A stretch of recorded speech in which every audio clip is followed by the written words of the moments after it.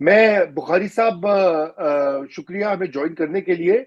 मतीउल्लाह जान की गिरफ्तारी बहुत ही अफसोसनाक और काबिल मजम्मत वाकया है, खुसूसन जो जिस तरह के भूंडे इल्जामात उस एफआईआर में दर्ज किए गए हैं।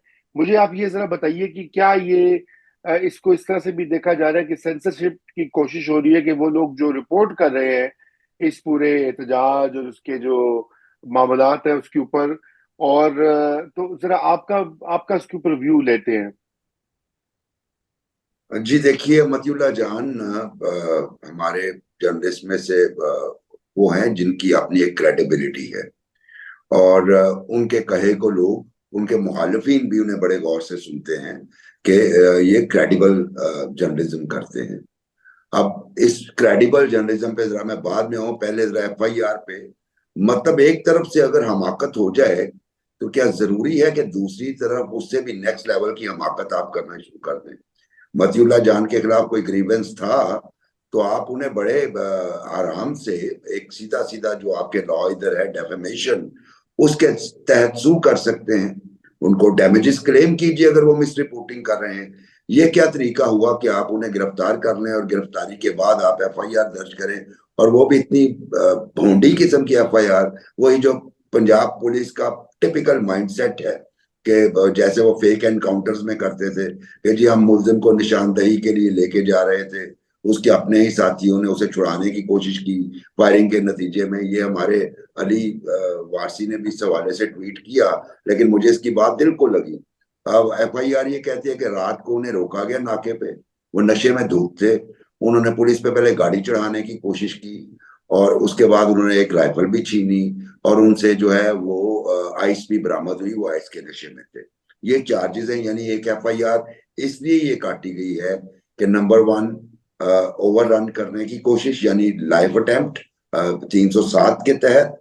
दूसरा वेपन छीना, यानी पुलिस को बावर्दी पुलिस पे अटैक किया, वेपन छीना दूसरी दफे।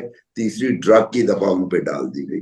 तो मतलब इससे ज्यादा बदसूरती इस मुआशरे की क्या होगी कि एक क्रेडिबल जर्नलिस्ट को आप इस तरीके से ट्रीट कर रहे हो, हालांकि दूसरे कवानीन भी हैं जिसके तहत आप उन्हें ट्राई कर सकते हैं। आपने अरेस्ट भी करना था।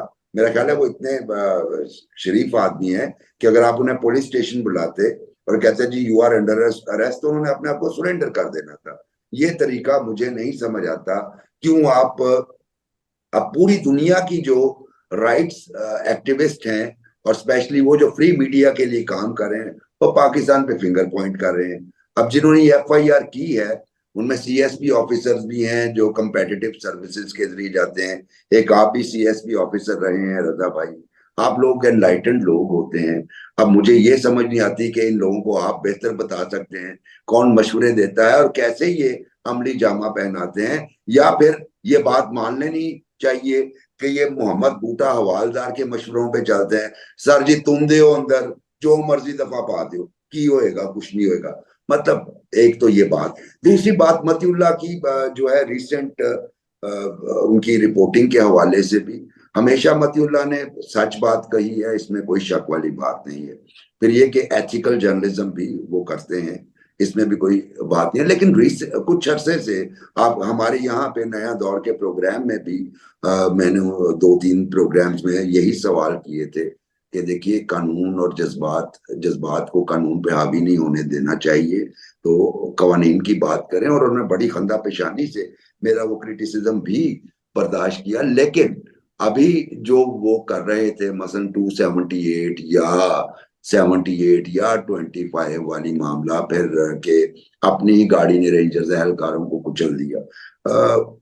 अब इस flood of disinformation, miss information, और स्पेशली जब आप ट्रीटेड फोटोग्राफ्स और बोगस वीडियोस, फेक वीडियोस को सोर्स बना के चलाएंगे तो वो अच्छा जर्नलिज्म नहीं होता। तो एक दो एग्जांपल्स ऐसी हैं मती साहब के, उस पे क्रेडिट पे तो नहीं, डिसक्रेडिट पे, कि उन्होंने थोड़ा सा इररिस्पॉन्सिबल जर्नलिज्म किया या कभी। लेकिन लेकिन उसमें बुखारी साहब जो आप बात कह रहे हैं कि वो तरीका है ना, वो डिफेमेशन वाले कानून, ये जो एफआईआर वगैरह दर्ज की है, ये तो बिल्कुल ही मज़ाक़ खेज है। मैं इस वजह से भी कह रहा हूँ बदतरीन, कि भोंडी और कंडेमनेबल। जी कंडेमनेबल। और इस पे मतलब यही कहा जा सकता है कि फाशिज्म तो होता है, लेकिन फाशिज्म में भी कहीं ना कहीं अकल होती है। ठीक है। और ये आज जब मेरे कुछ दोस्तों ने बताया कि जब वो प्रोसिक्यूटर मांग रहा था इनका रिमांड, जब उसने ये फिक्रा कहा कि जनाब इनसे आइस का वो जो जिनसे ये आइस लेते हैं उस बंदे के बारे में पूछना है, अदालत में बाकायदा कह कहे लग गए। और अदलिया की बेबसी देखिए।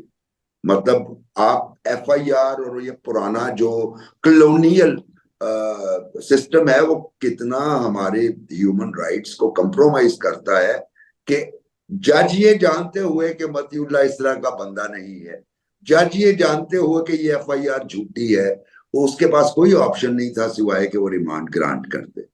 इससे बड़ी जी, इस मुल्क की बदकिस्मती क्या होगी। अनफॉर्चुनेट बात है। मैं चाहता रजा हूँ भाई, जरा इनसे भी। थोड़ा सा जी रिस्पॉन्ड करना अमाद भाई। चाहता हूँ मती। जी अमाद भाई, मैं आप ही की तरफ आ रहा हूँ जी। देखे देखे मतीउल्लाह पे जो इल्जामात लगाए गए हैं, तो मेरे ख्याल में पूरी सहाफती बिरादरी में मैं उन्हें सबसे पुराना जानता हूँ। क्योंकि हम जब थर्ड ईयर के स्टूडेंट थे, तो मैं और वो क्लास फेलो रहे, और ये 90 से पहले की बात है। तो एक तवील रफाकत मेरी रही है। मैंने उन्हें कभी सिगरेट तक पीते नहीं देखा।